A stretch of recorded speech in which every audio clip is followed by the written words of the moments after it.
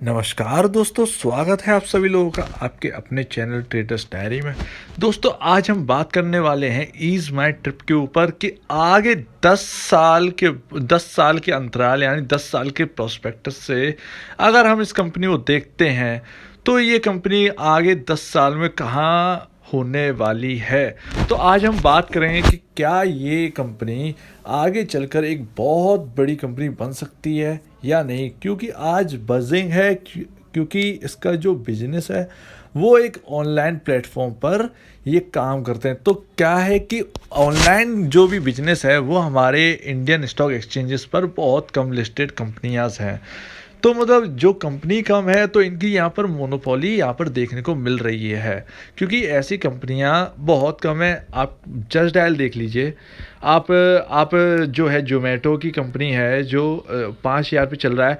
मुझे उसका नाम ध्यान नहीं आ रहा है, लेकिन जोमेटो की जो पेरेंटल कंपनी है जिसकी उस कंपनी में जोमेटो कंपनी में स्टेक है, मेरे ख्याल से Naukri.com भी उनका ही है। तो जो भी है उस शेयर का प्राइस 5,000 रुपये के आसपास चल रहा है।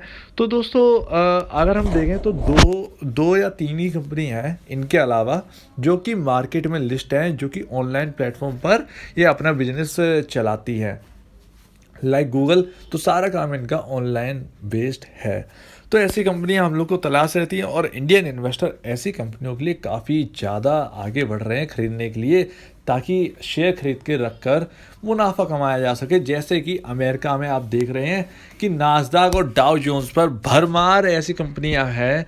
कोई भी कंपनी आप देख लीजिए, बड़ी कंपनी सभी की सभी लिस्ट है और काफ़ी ज़्यादा इन्वेस्टरों को पैसा कमा कर दे चुकी हैं। तो दोस्तों, आज हम बात करें ईज़ माई ट्रिप के ऊपर और डिटेल फंडामेंटल एनालिसिस करेंगे और देखेंगे कि क्या आगे 10 साल में इस कंपनी का होने वाला है, क्या आगे ये ग्रोथ कर सकती है या नहीं, और आप इसके शेयर खरीद कर रख सकते हैं या नहीं, क्या महंगा है क्या सस्ता है, हम सब जानने की कोशिश करें। तो चलिए हम देखते हैं 10 सालों की जर्नी कैसे होने वाली है इसकी। तो दोस्तों, आपके सामने आपका ईज़ माई ट्रिप की .com की वेबसाइट है और देखिए किस तरीके से उन्होंने वेबसाइट को डिज़ाइन किया है। ये बहुत बड़ी बात है। एक वेबसाइट क्या होता है, एक दोस्तों घर होता है, तो उसको डिज़ाइन करना एक बहुत बड़ी बात होती है। और आपको अगर किसी कंपनी के बारे में जानना है तो पहले आप उसकी वेबसाइट जाकर देखिए। अगर वेबसाइट A1 होगी ना तो कंपनी भी A1 होती है। ज़्यादातर ऐसे केसेस में देखा गया, आप देख लेना अगर आप देखना चाहें तो ईज़ माई ट्रिप में फ़्लाइट बुकिंग का है, होटल बुकिंग का बिजनेस है, बस बुकिंग का यानी बस सीट बुकिंग का बिजनेस है, हॉलीडेज़ का भी बिजनेस है। हॉलीडे ये बुकिंग करवाते हैं, जो कि आपने देखा होगा कि एक फैमिली है और उसे जाना है बैंकॉक घूमने के लिए, तो ये पूरा अरेंजमेंट करवा के देते हैं प्लान के साथ। कैब्स की बुकिंग का इस इनके ऐप में आपको फीचर मिल जाता है। ट्रेन बुकिंग का, एक्टिविटीज़, आपको शादी करनी है, डेस्टिनेशन वेडिंग जिसे बोला जाता है, डेस्टिनेशन वेडिंग करनी है। आप रहने वाले हो कानपुर के या मुंबई के आप रहने वाले हो और आपको शादी करनी है बेंगलोर में, तो बेंगलोर का ये सारी की सारी आपको व्यवस्था बताएंगे, हॉल से लेकर हर चीज़ तक, तो ये सब व्यवस्था करवाते हैं। तो ये बिजनेस एक्टिविटीज़ में आ जाता है। गिफ्ट कार्ड मुझे ज़्यादा पता तो नहीं है, लेकिन जो गिफ्ट कार्ड होते हैं जो दिए जाते हैं तो वो इनका भी बिजनेस है। ठीक है। चार्टर्स यानी प्लेन की बुकिंग भी शायद करवाते हैं, जिसे पर्सनल प्लेन चाहिए होता है तो वो भी शायद देते हैं। चार्टर का मेरे ख्याल से यही मतलब है, या कुछ और भी हो सकता है, तो मुझे चार्टर का मतलब नहीं बताया जाता। ठीक है ना। तो दोस्तों, यहाँ पर टोटल बुकिंग का है। अगर आप एक बार देख लीजिएगा चार्टर का ये क्या होता है, इसमें ये बिज़नेस क्या है, तो आप उसको देख सकते हैं। तो दोस्तों, ये बिजनेस है पूरा जो कि ऑनलाइन इनका परसा हुआ है और सभी लोग इसकी सर्विसेज का लुत्फ़ उठा रहे हैं दोस्तों। तो यहाँ पर लोग यूज़ करते हैं इनकी सर्विसेज और धीरे धीरे अब ये बजिंग होने लगी है कंपनी। इनके अगर कॉम्पिटिटर की बात करें तो जो सबसे बड़े कॉम्पिटिटर वो है मेक माई ट्रिप और गो आई बीबो। मैंने यहाँ दो लिए हैं, और भी बहुत सारे हैं इनके कॉम्पिटिटर्स, लेकिन मैंने यहाँ पर सिर्फ दो ही नाम लिए हैं। तो इनसे इनकी बहुत तगड़ी टक्कर है और आगे देखना बनता है कि क्या ईज़ माई ट्रिप जो कंपनी है वो इनके टक्कर की पहुंच पाती है कि नहीं, क्योंकि रेवेन्यू के अगर हिसाब से देखा जाए तो मेरे ख्याल से बिल्कुल भी नहीं है। यहाँ तक कि अगर हम बात करें तो गो आई वीवो तो उसके भी बराबरी की ये नहीं आती है। तो देखना पड़ता है कि क्या है। अगर मेरे ख्याल से अगर ये आपके सामने अगर गो आई वीवो जैसे आई वीवो जैसी कंपनियां जो हैं वो अगर लिस्ट होती हैं अगर हमारे इंडियन स्टॉक एक्सचेंजेस पर यानी एनएसई पर, नेशनल स्टॉक एक्सचेंज पर, और बीएसई पर अगर ऐसी कंपनियां लिस्ट होती तो मेरे ख्याल से ये जो ईज माई ट्रिप का जो बजिंगपन है वो शायद थोड़ा बहुत ही ज़्यादा कम होता। क्योंकि अगर आपको लगता है कि ऐसी जो रेवेन्यू आप देखने वाले हैं अगली इसमें देखेंगे आगे चलकर, तो अगर आप रेवेन्यू देखेंगे तो आपको समझ में आया कि ऐसा क्यों बोल रहे हैं कि ये काफ़ी पीछे चल रही है अपने मेक माई ट्रिप और गो आई वीवो जैसे शेयर से, मतलब शेयर से नहीं सॉरी कंपनी से काफ़ी पीछे चल रही है।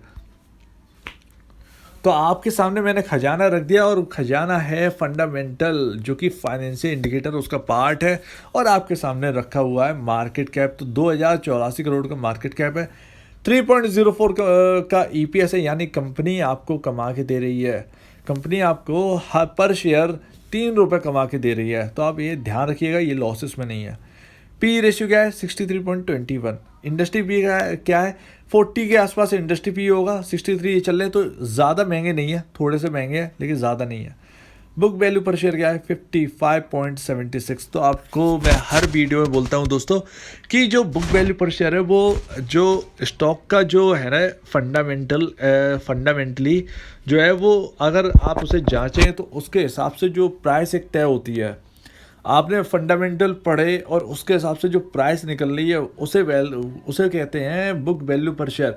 तो बुक वैल्यू पर शेयर क्या होता है, बुक वैल्यू पर शेयर होता है स्टॉक की रियल प्राइस, यानी स्टॉक को 55 रुपये 76 पैसे पे होना चाहिए था, लेकिन कभी भी ये अपना जो स्टॉक है वो कभी भी बुक वैल्यू पर शेयर पे बहुत कम होते हैं जो काम करते हैं।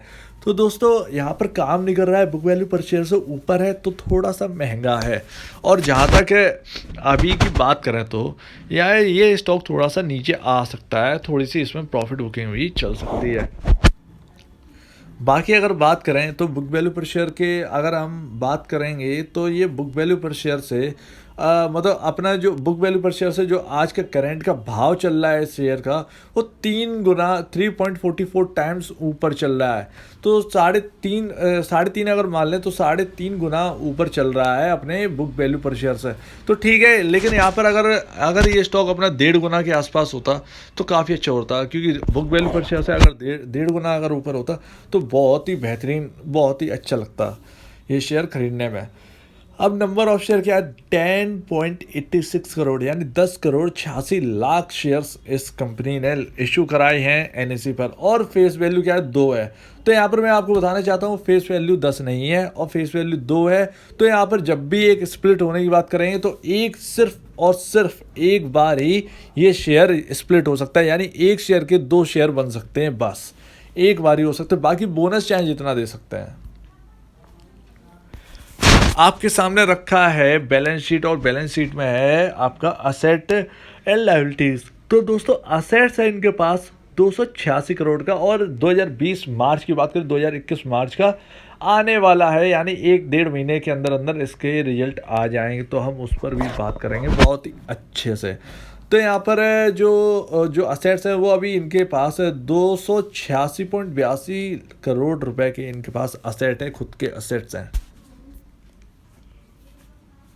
अब सबसे इम्पोर्टेंट चीज़ जो है प्रॉफिट एंड लॉस की रिपोर्ट, यानी फाइनेंशियल रिपोर्ट जो है क्या कहती है, क्योंकि इससे ही हमें पता चलेगा कि आगे 10 साल आगे क्या होने वाला है। तो दोस्तों नेट सेल्स जो है वो 2017 से 2020 की है, और 4 साल की नेट सेल है। तो 2017 मार्च में एनुअली मैं बात कर रहा हूँ, पूरे 1 साल की बात कर रहा हूँ, 1 साल का लेके चलेंगे इधर। तो नेट सेल 2017 मार्च में 103 करोड़ की थी, 2018 मार्च में 100 करोड़ की रह गई है, और 2019 में मार्च में बढ़कर 155 करोड़ की हो गई है। 2020 मार्च में गिरकर 141 करोड़ की हो गई है। तो दोस्तों ये पेंडेमिक से पहले 141 करोड़ रुपीस, आप ध्यान रखिए 2020 मार्च तक की है ना, तो ये पेंडेमिक से पहले क्या है, तो ये स्थिति चल रही है इसमें। और दोस्तों अदर इनकम की अगर बात करें तो 2017 में 4 करोड़ की अदर इनकम थी, 2018 में 15 करोड़ की, 2019 में 52 करोड़ की अदर इनकम हो गई है, और 2020 मार्च में 39 करोड़ रुपए की क्लॉक की है इनने अदर इनकम। तो दोस्तों टोटल इनकम आपके सामने आपके स्क्रीन पर चल रहा होगा, 180 करोड़ है टोटल इनकम 2020 मार्च की अगर हम बात करें। तो दोस्तों अगर हम बात करें कि 4 साल में जो अपने करियर 4 साल के करियर में सबसे बेहतरीन, क्योंकि मैं सिर्फ बता रहा हूँ 4 साल की जो रिपोर्ट है, तो 4 साल की जो रिपोर्ट में सबसे बेहतरीन जो इनका साल गुजरा है वो है 2019 का। 2019 में टोटल इनकम इन्होंने 207 करोड़ रुपए की क्लॉक की है। तो ये इनका मतलब बढ़ता जा रहा है ईयर ऑन ईयर, लेकिन 2020 मार्च में इनका घटा है, तो देखना पड़ेगा। अब आपके सामने खर्चा भी रखा है, तो टोटल एक्सपेंडिचर जो आपका लिख के आ रहा है तो वो आपका आ रहा है 2017 में 76 करोड़ रुपए का खर्च था। तो ऊपर आपके सामने ऊपर इनकम लिख के आ रही है, 107 करोड़ की इनकम थी और 76 करोड़ का इनका टोटल खर्च था। तो उसमें काट कूट के जो बचा है वो सिर्फ और सिर्फ 31 करोड़ रुपए बचा है। 2018 में 109 करोड़ का खर्चा बढ़ गया और 115 करोड़ की टोटल इनकम थी, तो यहाँ पर सिर्फ 6 करोड़ का ही बचा था। 2019 में 207 करोड़ की टोटल इनकम है और एक्सपेंडिचर यानी खर्च जो है वो 165 करोड़ रुपए पहुंच गया। तो खर्च तो बहुत ही तेज़ी से बढ़ गया, लेकिन जो उसकी बात करेंगे नेट सेल की यानी टोटल इनकम की अगर बात करेंगे तो टोटल इनकम भी यहाँ से दुगनी हो गई है। तो यहाँ पर ये ग्रोथ चल रही है, लेकिन यहाँ पर खर्चा भी काफ़ी ज़्यादा है। 2020 मार्च में 180 करोड़ की टोटल इनकम है और 128 करोड़ रुपए का यहाँ पर खर्च है। तो काट कूट के 51 करोड़ रुपए ही बचे, खर्च को काट कर 51 करोड़ रुपए बचे हैं। अब आपके सामने प्रॉफिट आफ्टर टैक्स है, यानी टैक्स को चुकाने के बाद जो रकम बचती है वो कितना है। तो दोस्तों यहाँ पर 2017 मार्च में 20 करोड़ की इनकम टोटल प्रॉफिट था। 2018 में ज़ीरो, कुछ भी नहीं है, सब कुछ ख़त्म, मतलब ना लॉस है ना प्रॉफिट है। 2018 में कुछ भी नहीं हुआ है। 2019 में फिर से ये 24 करोड़ के प्रॉफिट में है और ये 2017 से 4 करोड़ रुपए ज़्यादा था। 2020 में नेट सेल घटी है, आप देखिएगा नेट सेल तो घटी है, लेकिन प्रॉफिट में जंप देखने को मिला है और काफ़ी बड़ा जंप देखने को मिला है। और दोस्तों यहाँ पर लगभग 11 करोड़ की यहाँ पर प्रॉफिट आफ्टर टैक्स यानी प्रॉफिट में बड़ा इजाफा हुआ है, यहाँ पर बढ़ा है प्रॉफिट 11 करोड़ रुपए अगर हम 2019 से कंपेयर करें तो दोस्तों यहाँ पर प्रॉफिट में ग्रोथ है। अब देखना है कि इस हिसाब से नेट सेल घटी है लेकिन प्रॉफिट बढ़ा है, तो इस हिसाब से मैनेजमेंट जो है वो काफ़ी अच्छे से काम कर रही है, इससे पता चलता है। अब ऐसा कोई फंड नहीं है जिसने इस शेयर को खरीदना हो। 1% की हिस्सेदारी इस कंपनी में सभी म्यूचुअल फंड वालों की है जो कि इंडिया से हैं। निपॉन इंडिया 20 करोड़ की वैल्यू के शेयर है इनके पास। Tata flexi capital fund 18.83 crore रुपए इस कंपनी में लगाए हुए हैं। ICICI prudential technology fund 18 crore 83 lakh rupees इस कंपनी में लगाए हुए हैं। तो दोस्तों यहाँ पर छड़ी लगी हुई है, हम पूरी लिस्ट नहीं दिखाएंगे, लेकिन अगर आप चेक करेंगे तो आपको पता चलेगा कि बहुत सारे फंड्स यहाँ पर घुसे हुए हैं। तो दोस्तों अगले 10 साल कैसे रहने वाले हैं और क्या होने वाला है, क्या ये मल्टीबैगर साबित हो सकता है आपके लिए या नहीं। तो दोस्तों देखिए, आपको कई चीज़ें समझनी पड़ेगी। पहले तो आपका इनका बिजनेस, हमने फाइनेंशियल की बात कर ली है, ठीक है ना, आपने फाइनेंशियल समझ लिए हैं और फाइनेंशियल में हमें देखा है कि प्रॉफिट में हर साल जो है वो एक जंप देखने को मिल रहा है। लेकिन दोस्तों जो इनकी प्रॉफिट है और जो इनकी नेट सेल्स है उसके हिसाब से अगर हम देखें तो काफ़ी ज़्यादा महंगी है, क्योंकि ऐसी नेट सेल वाली कंपनियां 2-2 हज़ार पर मार्केट कैप को लिए नहीं घूमती है। पहली बात तो इनका जो मार्केट कैप है वो इनका लमसम 800 से 1000 करोड़ के आसपास होने चाहिए। तो और अगर हम देखें 800 से 1000 करोड़ के आसपास अगर इनका होना चाहिए था, तो अगर हम देखें तो इनका जो इनका शेयर है वो यहाँ से आता होना चाहिए था, यानी कि लमसम आप अगर बात करें तो ये 90 रुपीज़ के आसपास इसका शेयर रियल में होना चाहिए था। लेकिन ये काम कर रहा है 180-190 की लेवल्स पर। लेकिन लेवल्स की बात नहीं कर रहे हैं, क्योंकि हम यहाँ 10 साल की बात कर रहे हैं, क्योंकि लेवल्स नहीं देखा जाते हैं 10 साल के अंदर अगर आप बात करें तो किसी भी और भी लेवल हो, किसी का भी लेवल हो, कितने भी और भी चल रहा हो, लेना देना नहीं है। तो दोस्तों यहाँ पर समझने वाली क्या बात है, पहले आप समझिए इसका फ्यूचर। देखिए, भारत की बात करें या दुनिया की बात करें, सभी तरक्की से आगे बढ़ रहे हैं, तरक्की कर रहे हैं, आगे बढ़ रहे हैं दोस्तों, और भारत में काफ़ी ज़्यादा ग्रोथ देखने को मिलेगी, ठीक है ना। अब दोस्तों यहाँ पर क्या है, ज़्यादा ग्रोथ देखने को मिलेगी। आजकल क्या है दोस्तों कि ट्रेन जो है वो सुपर फास्ट आने लगी है, ठीक है ना। इंडिया में सुपर फास्ट ट्रेन आने लगी।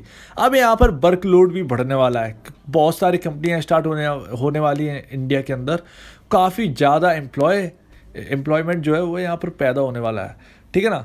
तो एम्प्लॉयमेंट अगर पैदा होगा तो दोस्तों यहाँ पर क्या है, आपको देखने को मिलेगा ट्रांसपोर्ट का सिस्टम जो है वो बहुत तेज़ी से बढ़ेगा। क्योंकि काम, अगर आपको बेंगलोर से आपको दिल्ली आना है किसी अर्जेंट काम के लिए, तो आपको आना जाना तो लगा ही रहेगा। प्राइवेट में क्या है, आना जाना लगा रहता है। जो बड़े बड़े लेवल्स पर काम करते हैं, बड़े बड़े पोस्ट पर काम करते हैं, उन्हें आना जाना लगा रहता है। कहीं इनसे मिलना होता है, कहीं उनसे मिलना होता है, कंपनी इधर उधर भेजते रहती है, ठीक है ना।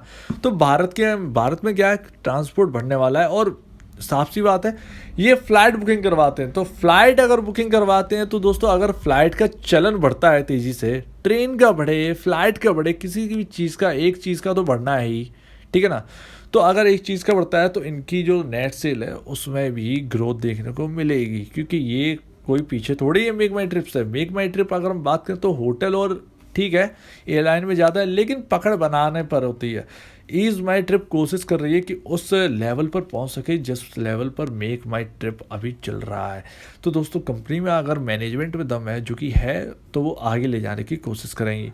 तो ये तो हमने समझ लिया कि आगे ग्रोथ किस हिसाब से होने वाली है। एम्प्लॉयमेंट जो है वो काफ़ी ज़्यादा तेज़ होने वाला है इंडिया के अंदर, क्योंकि नई नई कंपनियां खुलने वाली हैं, आने वाली हैं, विदेशों से कंपनियां आने वाली हैं, कुछ भी ए टू जेड यहाँ पर ऑफिस स्टार्ट होंगे और यहाँ पर एम्प्लॉयमेंट बढ़ेगा तो ऑब्वियस सी बात है, ट्रांसपोर्टेशन सिस्टम भी बढ़ेगा। तो यहाँ पर ये तो हमने समझ लिया इसका ग्रोथ।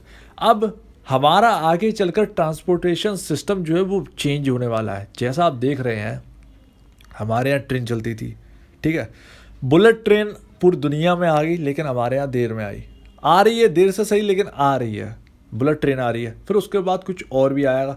फिर आप देख रहे हो टेस्ला कंपनी जो है, एलन मस्क जो है, उनका वो कौन सी कंपनी, द बोरिंग कंपनी या ऐसी कुछ, जो जो जो एक पाइप में जो है वो चलती है वो ट्रेन, उसे क्या कहते हैं, वो मैग्नेट की फोर्स से एक चलती है। तो जो उसका नाम ध्यान नहीं आ रहा, उसका जो मैं एक कंपनी के जानता हूँ, इनका तो नाम ध्यान नहीं आ रहा, लेकिन वर्जिन मोबाइल कंपनी आपने सुना हो। वर्जिन कंपनी जो है यूके की कंपनी है, और वो जो है वो कंपनी ने टनल ऐसे बना के तैयार किए हैं जिसमें से 500 किलोमीटर पर हावर की स्पीड से ट्रेन चलती है। यानी 500 किलोमीटर की पर आवर की स्पीड, आप समझ रहे हैं ना।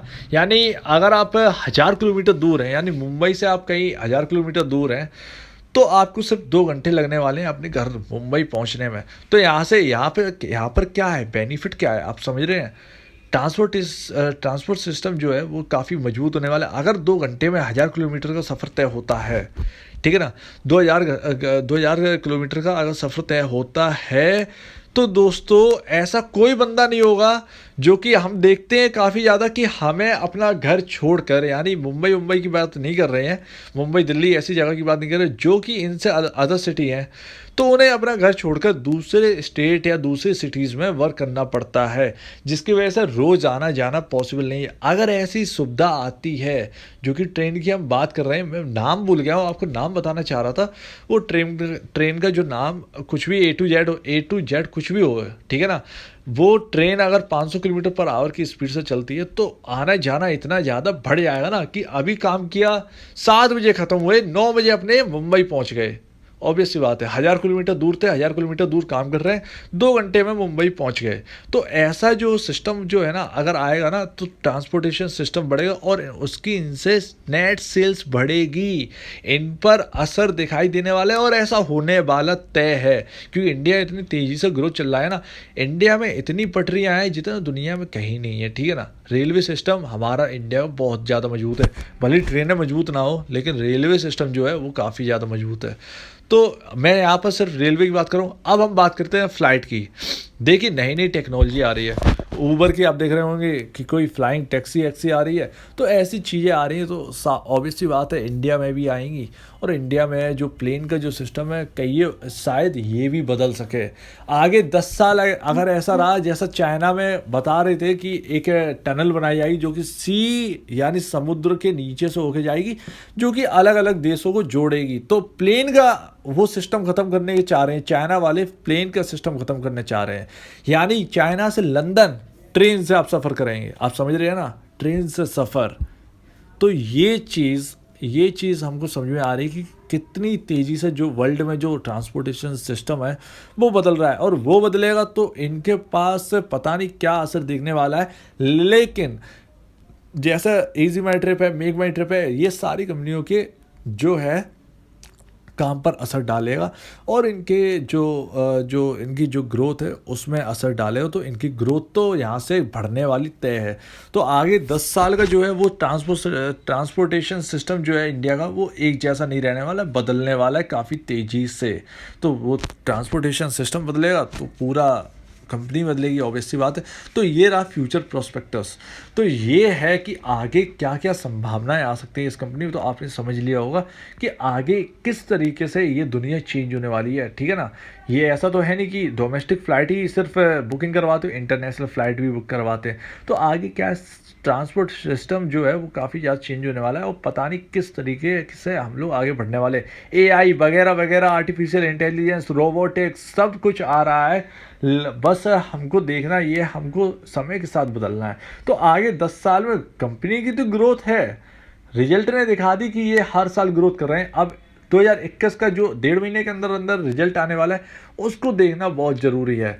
तो काफ़ी लंबी हो गई ये वीडियो, लेकिन क्या कहते हैं, थोड़ा सा बात करना हम लोग का काफ़ी ज़रूरी था। तो जो है हमारा मेन मुद्दा है ट्रांसपोर्टेशन चेंज होने वाला है आगे चलकर, आगे 10 साल में। तो इन पर असर दिखेगा। अब वो असर पॉजिटिव होगा कि नेगेटिव होगा, कंपनी का मैनेजमेंट के ऊपर क्या डिसीजन है, तो वो आगे हमको देखना पड़ेगा। उससे पहले हम कुछ भी नहीं बोल सकते हैं। लेकिन हाँ, रिजल्ट में ग्रोथ दिख रही है, थोड़ा सा ही ग्रोथ सही, लेकिन ग्रोथ दिख रहा है, ग्रोथ दिख रहा है। और अगर इस स्टॉक की बात करें तो ये स्टॉक का जो रियल प्राइस है, अगर आपको 120 के आसपास मिलता है, 120 के आसपास मिलता है, तो आप इसे लेकर चल सकते हैं आगे के लिए, ठीक है ना दोस्तों। तो आप दीजिए मुझे इजाज़त। वीडियो देखने के लिए बहुत बहुत धन्यवाद दोस्तों।